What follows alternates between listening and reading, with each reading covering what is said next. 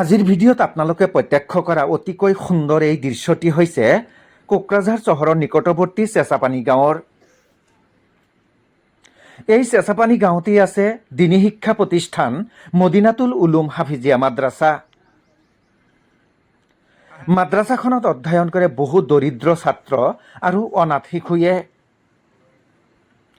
যাৰ প্ৰতি লক্ষ্য ৰাখি আগবাঢ়ি আহে দুগৰাকী সমাজসেৱক তথা মানৱদৰদী লোক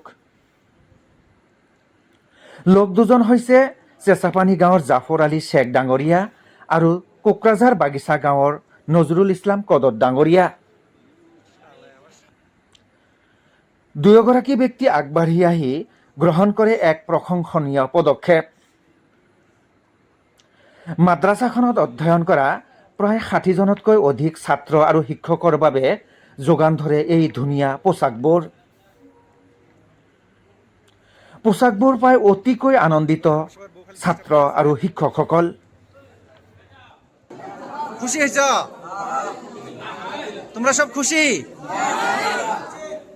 দোয়া কৰবা, হ্যাঁ?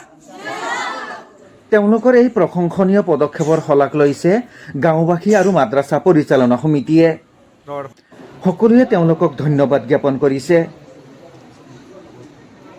আজি মাদ্ৰাছাখনলৈ আহি চেঁচাপানী জামে মছজিদৰ বাবে ৫টাকৈ ফেন কিনি দিয়াৰ কথা জনায়।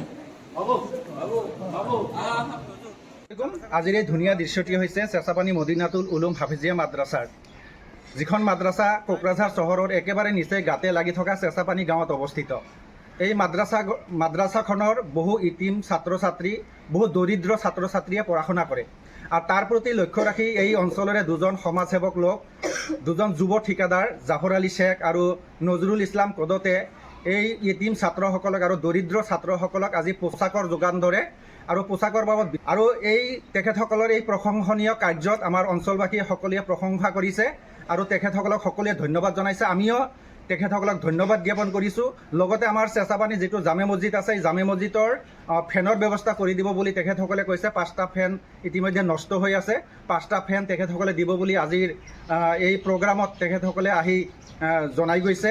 আৰু এই বিষয়টো লৈ বৃহৎ এই অঞ্চলবাসীৰ মনত আনন্দ, ছাত্ৰসকলৰ মনত আনন্দ, শিক্ষকসকলৰ মনত আনন্দ।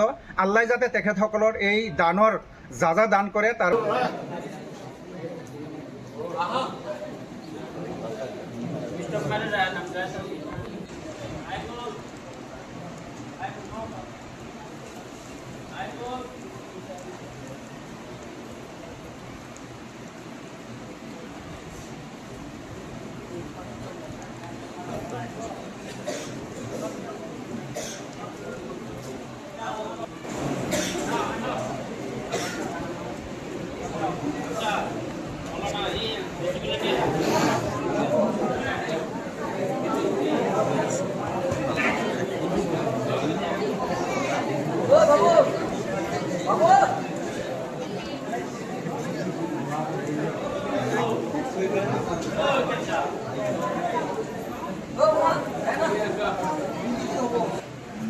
আজিৰ ভিডিঅ'ত আপোনালোকে প্ৰত্যক্ষ কৰা অতিকৈ সুন্দৰ এই দৃশ্যটি হৈছে কোকৰাঝাৰ চহৰৰ নিকটৱৰ্তী চেঁচাপানী গাঁৱৰ। এই চেঁচাপানী গাঁৱতেই আছে দিনী শিক্ষা প্ৰতিষ্ঠান মদিনাতুল উলুম হাফিজিয়া মাদ্ৰাছা। মাদ্ৰাছাখনত অধ্যয়ন